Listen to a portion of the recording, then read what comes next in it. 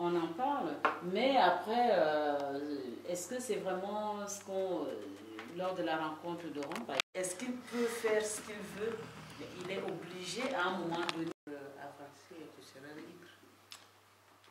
Avance et tu seras libre. Oui, avance, si. Jacques, bonjour. Bonjour. Alors, Georges revient de Ouagadougou, et toi tu reviens du Nigeria, Oui. de Lagos. À Ouagadougou, à l'Assemblée Générale du Raja, il était question, en particulier avec Georges, de la prévention des conflits. Et toi aussi, au Nigeria, il était question de la paix. Tu peux nous en dire un peu plus sur cette rencontre au Nigeria? Voilà, j'ai été invité à participer à un congrès sur la paix et le dialogue entre les religions. Nous étions de Paris 5 ou 6, je ne sais plus, et à peu près 400 là-bas.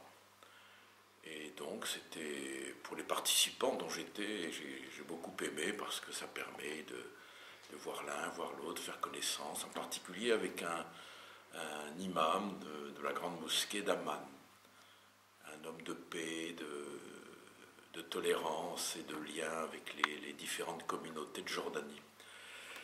Et donc j'ai été invité à intervenir sur qu'est-ce qui favorise le dialogue entre les différentes religions. Et j'ai parlé surtout des attitudes qui me semblaient intéressantes, j'en ai signalé 3. La première, c'est qu'il fallait se laisser accueillir par l'autre. J'ai cité l'exemple quand j'étais en Algérie pendant 2 années, j'étais détaché auprès des Algériens, donc des musulmans, j'étais tout seul comme chrétien, et donc sans communauté, sans sacrement, sans église, mais je découvrais l'islam pour la première fois. Naturellement, il fallait que je me fasse un peu accepter par des musulmans, moi qui étais chrétien, moi qui étais militaire, moi qui venais d'un pays colonial qui voulait l'indépendance de l'Algérie. Donc il y a des menaces. Et il a fallu qu'on s'apprivoise l'un à l'autre pendant des mois pour que les autres s'aperçoivent que je n'étais pas une menace pour eux. Et il faut du temps pour que l'autre découvre que je suis un frère pour lui, afin de pouvoir dialoguer. Et donc nous avons créé des liens intéressants. Ils m'ont beaucoup apporté sur ma foi, sur ma manière de prier, ils m'ont interrogé. Et depuis, je ne peux plus me passer de l'islam, depuis 50 ans. Donc se laisser accueillir, parce qu'on va dans la maison des autres.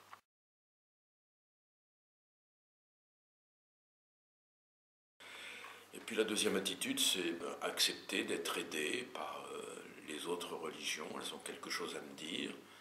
Je citais ce qui m'est arrivé un matin où je partais en banlieue, je prends le métro, c'était le printemps, une petite veste, et en sortant du métro, là-bas, il pleuvait à verse.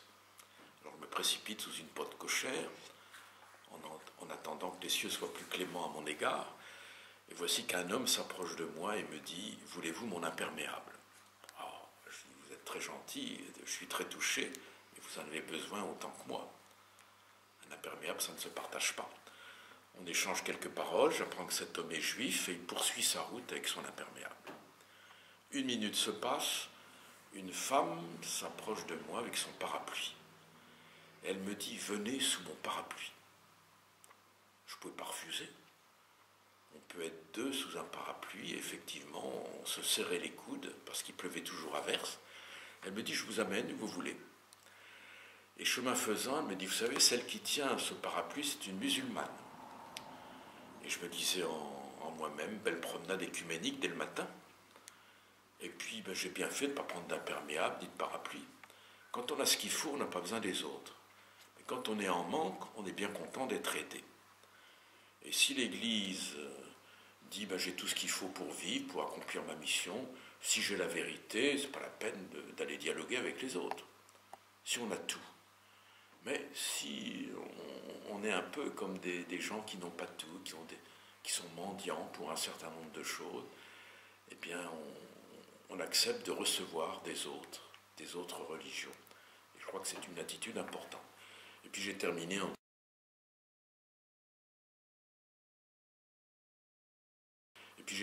en disant que c'est peut-être le plus important, ne pas accepter l'injustice, d'où qu'elle vienne. Parce que c'est la justice qui crée la paix. Et j'ai cité cet exemple des moines de Tibérine, des hommes et des dieux, des gens qui ont fraternisé avec les Algériens du village, qui étaient sensibles justement à la justice dans ce pays. Et ils sont restés jusqu'au bout, par solidarité avec les gens et par souci de la justice de ce pays.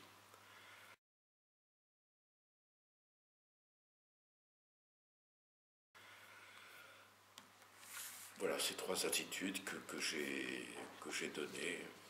Alors tu disais qu'il y avait là-bas un certain nombre de religieux.